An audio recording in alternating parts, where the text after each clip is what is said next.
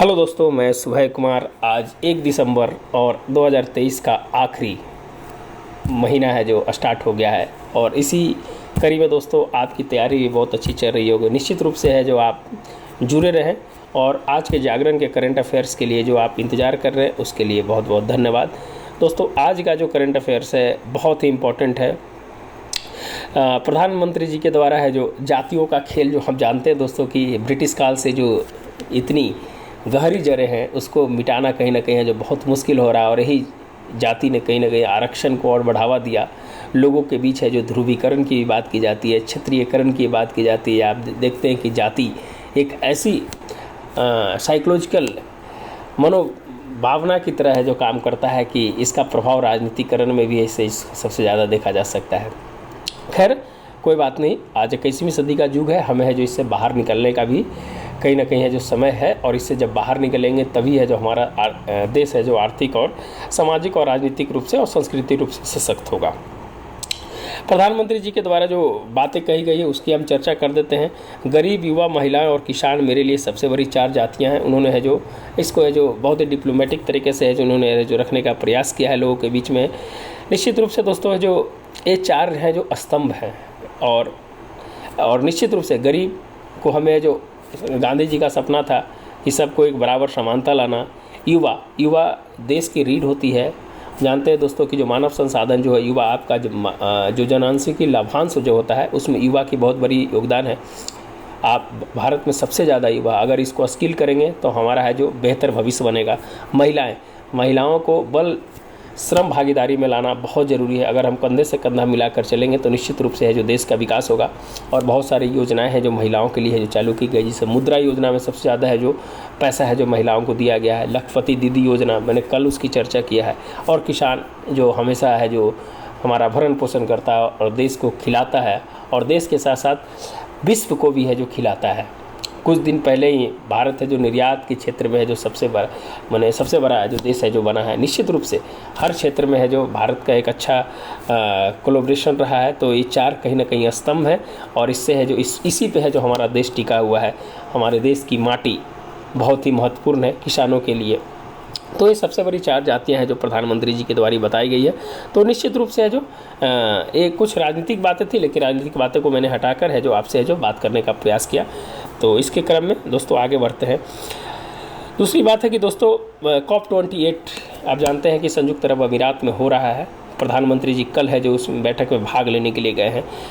इस COP28 की अध्यक्षता तो है जो दोस्तों जो कर रहा है संयुक्त अरब अमीरात, उसमें जो अध्यक्ष रहेंगे उनमें डॉक्टर सुल्तान अल जावेर, जो ये फ़ोटो देख रहे हैं दोस्तों उन्हीं का है, डॉक्टर सुल्तान अल जावेर का।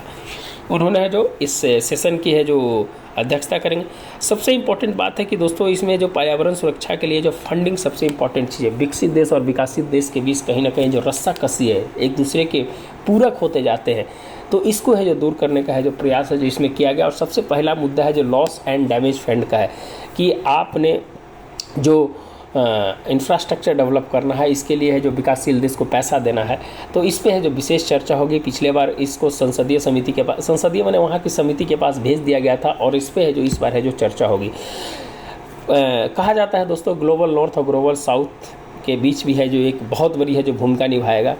विकसित देशों ने है जो आकाश को गंदा किया, उन्होंने जो विकसित करने में अपनी खूब है जो प्रदूषण है जो उन्होंने फैलाया।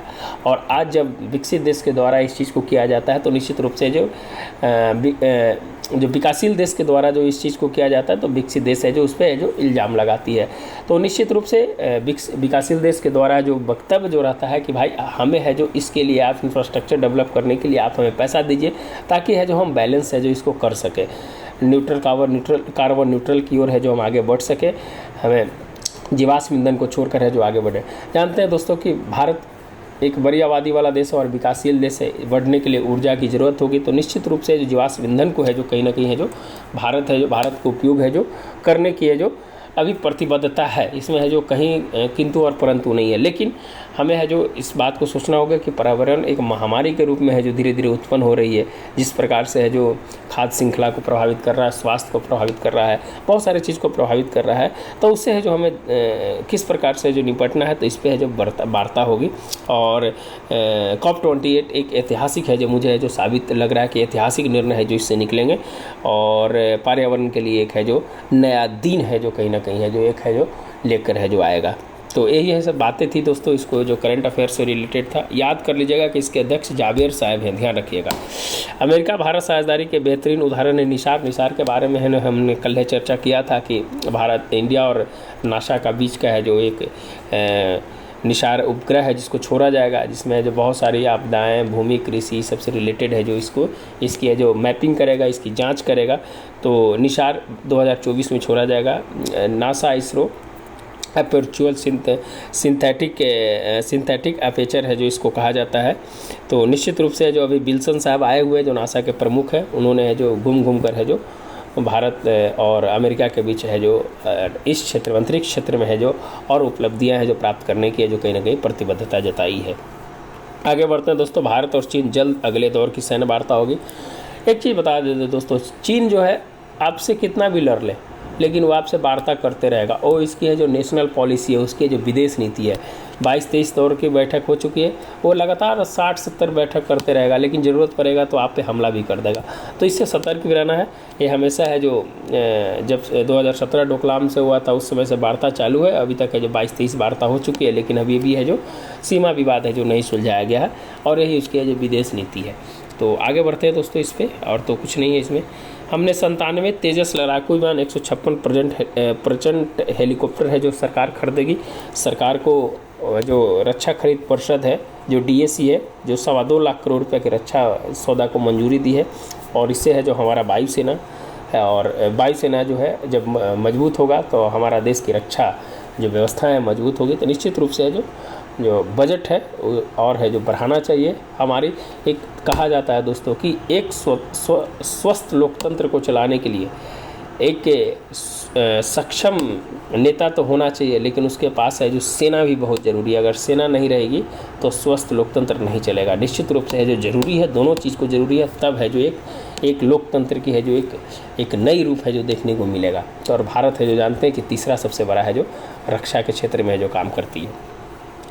एक बहुत निराशाजनक बातें हैं दोस्तों कि कोटा जो होता है, जो नीट और IIT की वहाँ पर कोचिंग करवाई जाती है, कोटा चंबल नदी के किनारे है, वहाँ अभी तक 26 छात्रों ने जान दे दी है।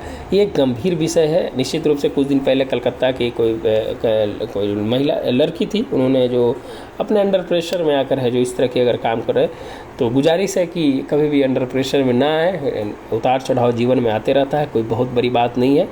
आप है जो अगर इस प्रकार की अगर ट्रेडिशन अगर बन जाती है तो लोगों के बीच है जो ऐसा माहौल कायम हो जाता है, और ये धीरे धीरे जो वृद्धि हो जाती है।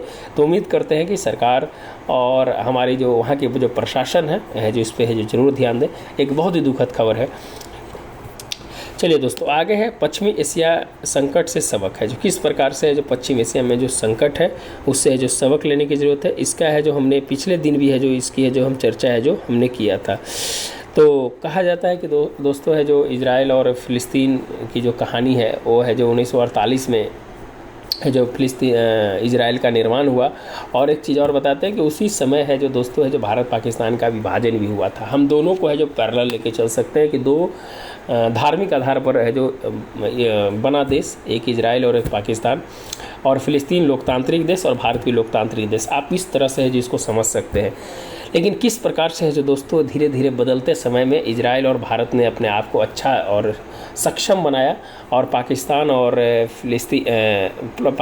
फ़िलिस्तीन है जो कहीं ना कहीं है जो उस आतंकवाद और उसके हिजबुल्ला और ईरान और कतर के कहीं ना कहीं है जो संपर्क में आके वहाँ की है जो व्यवस्था कहीं ना कहीं है जो अरब देश में है जो स्थिति ख़राब हो गई। जिस प्रकार पाकिस्तान में अगर हम बात करें दोस्तों कि लश्कर तौबा है, इंडियन मुजाहिदीन है, बहुत सारे हैं जो संगठन है जो आतंकवाद के क्षेत्र में काम करते हैं, उस प्रकार हमास और उधर है जो हिजबुल्ला काम करती है। तो दोनों को आप है जो दोनों को दो साइड में रख लीजिए, एक भारत इजराइल को रख लीजिए, एक इजराइल और फ़िलिस्तीन और पाकिस्तान को रख लीजिए। आपको दोनों का है जो अंतर है जो आपको स्पष्ट समझ में आ गया हो कि मेरा क्या कहना है। निश्चित रूप से दोस्तों आतंकवाद कभी भी है जो किसी देश को विकास में है जो अवरोधक होती है, वहाँ के मानव संसाधन, वहाँ के राजनीतिकरण, वहाँ के आर्थिक व्यवसाय, वहाँ की जो पीढ़ियाँ वो आगे भी है जो कहीं ना कहीं है जो उसी तरह से है जो गुजरेगी। तो ये जब आप दोनों को जब आकलन करेंगे तो निश्चित रूप से कहा जा सकता है कि भारत और इजराइल अपने इससे दूर रखा, और इससे दूर रखने के कारण है जो आज है जो प्रगति की रास्ता पर है। तो इससे सबक लेने की ज़रूरत है। आपको एक एशिया का स्विट्ज़रलैंड कहे जाने वाले लेबनान की अगर हम बात करें दोस्तों, तो वहाँ है जो 60% है जो आबादी है जो ईसाई थी। वहाँ पर है जो आतंकवाद और इस सब के प्रभाव ने कहीं ना कहीं है जो पलायन करने पर है जो मजबूर कर दिया। वहाँ पर है जो इस्लामीकरण की है जो आड़ में कहीं ना कहीं है जो निश्चित रूप से है जो लेबनान जो आपका इजराइल के उत्तर में है वो भी है जो इसके चपेट में आ गया, और वहाँ भी है जो आज की स्थिति है जो कहीं ना कहीं है जो ख़राब होती है जो चली जा रही है। तो निश्चित रूप से कहा जा सकता है कि इससे सीखने की ज़रूरत है, इससे जो और देश हैं उसे सीखने की ज़रूरत है कि आतंकवाद कभी भी है जो आपका है जो देश को है जो भला नहीं करता है, वो आपके दीमक की तरह है जो आपके देश को धीरे धीरे है जो ख़त्म कर देगा। और इसी कगार पे है जो कहीं ना कहीं है जो इजराइल और है जो पाकिस्तान की है जो वर्तमान व्यवस्थाएं हैं। तो यही दोनों को कंपेयर करके है जो दोस्तों है जो हमें बताने की ज़रूरत थी, और इसको अब आर्थिक, सामाजिक, राजनीतिक, आर्थिक, संस्कृति क्षेत्र से है जो जोड़ने का प्रयास कीजिए। वो आपकी स्किल पर निर्भर करता है कि आप उसको कैसे है जो जोड़ते हैं। तो पश्चिमी एशिया संकट से सबक लेने की है जो हमें ज़रूरत है। चलिए, आज 1 दिसंबर है दोस्तों और एड्स दिवस है, और दुनिया है जो एड्स से मुक्त होना चाहती है। एक बहुत ही भयानक बीमारी जो 1985-86 के आसपास में आया था, और 3 दशक में इन्होंने इतना है जो तबाही मचाया कि है जो लोग है जो इससे कम से कम है जो इतना 3.9 करोड़ लोग ज़्यादा है जो HIV से है जो पीड़ित है, माने 4 करोड़। एक बहुत मायने रखता है दोस्तों। एक इस 2023 का जो एड्स का जो विश्व एड्स दिवस का थीम है दोस्तों, इसको याद रखिएगा, लेट कम्युनिटी लीड्स। ये है जो क्वेश्चन कभी कभी पूछे जाते हैं, उस पर है जो आपको है जो ध्यान रखना है। तो यही चीज़ है। बाकी तो एड्स जो है एक एक्वायर्ड इम्यूनोडिफेंसरी सिंड्रोम जो है इससे बचना है, इससे लोगों को जागरूक करना है। एक स्वस्थ है जो मनुष्य की एक अच्छी पहचान है जो कहीं ना कहीं है जो मिलती है। तो एड्स के बारे में दोस्तों यही चीज़ था। असुरक्षित कर्ज पे RBI की सख्ती। देखिए दोस्तों, अभी वर्तमान समय में सरकार ने है जो RBI ने कहा कि जो असुरक्षित कर्ज है, जो माने 2 प्रकार के कर्ज है जो दिए जाते हैं बैंक के द्वारा, एक सुरक्षित कर्ज, एक असुरक्षित कर्ज। सुरक्षित कर्ज में अगर आप लेते हैं तो आपके कुछ है जो गारंटी के रूप में है जो बैंक है जो आपसे लेती है, लेकिन असुरक्षित कर्ज में है जो आपके जो स्कोर होता है, जो वेसल मानक होता है, उसके आधार पे है जो आपको है जो कर्ज दिया जाता है। जैसे आपका क्रेडिट कार्ड हो गया, आपका बहुत सारा चीज़ें जो है जो बैंकों के द्वारा है जो लोन ऐप पर भी है जो दिया जाता है। तो सरकार ने कहा है कि भाई ये धीरे धीरे इसकी संख्या है जो असुरक्षित की बढ़ती जा रही है। इसमें अगर आप कोई लोन ले रहे हैं, अगर आप 1 महीने में नहीं चुकाते हैं तो फिर है जो आपको एक लिस्ट में डाल दिया जाता है, फिर दूसरे महीने नहीं चुकाते तो दूसरे लिस्ट में डाल दिया जाता है। अगर 3 महीने नहीं चुकाए तो आपको NPA घोषित कर दिया जाता है। तो धीरे धीरे इसकी संख्या बढ़ते जा रही थी, इससे है जो बैंकों के ऊपर खतरा भी बढ़ते जा रहा था। तो निश्चित रूप से है जो RBI ने कहा कि आप अगर किसी इसमें, लेकिन जो लोन की जो बात की है उसमें है जो कुछ क्षेत्रों को बाहर रखा गया है जो इकोनॉमी को है जो बूस्ट करती है और इकोनॉमी को है जो बढ़ाती है। जैसे आवास हो गया, पर्सनल हो गया, कुछ ऐसे लोन्स हैं। इसमें है जो आपका गोल्ड लोन है, फिर आपका घर लोन है, शिक्षा लोन है। ये सबको है जो छोटे जो कारोबारी हैं उसको है जो इससे है जो बाहर रखा गया है। लेकिन जो बड़े कारोबारी हैं जो असुरक्षित जो कर्ज लेते हैं उनको है जो इसमें है जो रखा गया है। कहा गया है कि सरकार ने कहा है कि सरकार, देखिए सबसे पहले चीज़ बताते हैं कि जो बैंक होती है वो है जो लोन है जो देती है NBFC को, और NBFC लोगों को लोन देती है। तो एक जो लिंक वो है और एक बैंक से डायरेक्ट आपको मिलता है। तो अगर आप मान लीजिए कि अभी बैंक में अगर आपको 100 रुपये का अगर लोन लेना है तो RBI ने कहा है कि इसके लिए आपको 125 रुपये है जो आपके पास है जो बैकअप होना चाहिए, तभी है जो आप 100 रुपये का लोन दे सकते हैं। अगर मान लीजिए कि अगर वो बैंक अगर NBFC को अगर देती है तो NBFC के बाद भी है जो 25% है जो वहाँ पर रखना पड़ेगा। तो अगर 100 रुपये की लोन लेना है तो आपको 225 रुपये है जो आपके पास बैंक में होने चाहिए, तब है जो 100 रुपये का लोन दीजिएगा। तो निश्चित रूप से इससे है जो कहीं ना कहीं जो बैंकों का रेट है जो बढ़ेगा, का कि बर्डन आएगी बैंकों के ऊपर, तो उसका है जो कहीं ना कहीं है जो आपका रेट बढ़ाएगा तो कर्ज है जो और महंगी हो जाएगी। तो इससे है जो कहीं ना कहीं जो लोगों के बीच है जो समस्या है जो उत्पन्न हो सकती है। और एक चीज़ सही है कि असुरक्षित कर्ज को कहीं ना कहीं है जो अगर RBI की सख्ती है तो इसका है जो हम तो समर्थन करते हैं कि हमारी जो बैंकिंग व्यवस्था है कि है जो बैंकिंग व्यवस्था है जो मजबूत होनी चाहिए। नहीं तो अभी कुछ दिन पहले आप सिग्नेचर बैंक की कहानी सुने होंगे। उसके बाद 2008 में अब्राहम बैंक जो है जो अब्राहम बैंक था, लिब्राहन अब्राहम बैंक था, उसकी है जो स्थिति है जो किस प्रकार है, जो बैंक पूरी अमेरिका की अर्थव्यवस्था है जो हिल गई थी। तो इस पे है जो सख्ती बहुत ज़रूरी है। अगर सख्ती नहीं बरतिएगा तो आपकी बैंक की स्थिति खराब हो जाएगी, एनपीए घोषित हो जाएगा और बैंक दिवालिया घोषित हो जाएगा। तो इससे है जो हमें बचने के लिए मोटा मोटी है जो इसके कहने का जो मतलब था दोस्तों ये है वो है। और इससे एक चीज़ और है कि लोन ऐप पर है निर्भरता बढ़ने का खतरा हो जाएगा। किसी को ज़रूरत है तो वो है जो महंगे लोन देंगे तो लोन ऐप पर, तो उससे है जो कहीं ना कहीं स्थिति है जो और ख़राब हो सकती है। इस पर भी सरकार को विचार करना चाहिए, आरबीआई को विचार करना चाहिए कि एक है जो मध्यम मार्ग की ओर है जो कहीं ना कहीं जो लोन की व्यवस्था को हमें जो लेकर जाएँ। तो बहुत ही अच्छा आर्टिकल था दोस्तों, आप है जो इसको जरूर है जो पढ़ने का प्रयास कीजिएगा। कानून के दायरे में आएंगे एआई, इस पर हम तो चर्चा लगातार 3-4 दिन से कर रहे हैं दोस्तों। अल्टमैन और जो है ओपन आई के जो सीईओ थे अल्टमैन और पिंटर साहब, उनका नाम था जो है हिंटन साहब, ने किस प्रकार से है जो इसको बताया है कि मानव के लिए कितना बड़ा खतरा है।